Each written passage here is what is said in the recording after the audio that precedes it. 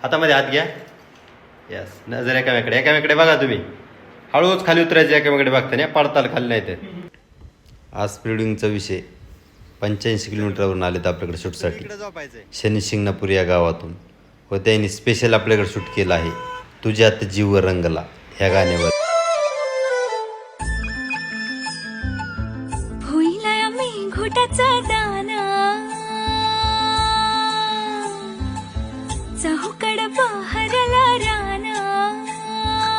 Shoot केले, रानात केले, स्टुडिओ मध्ये केले.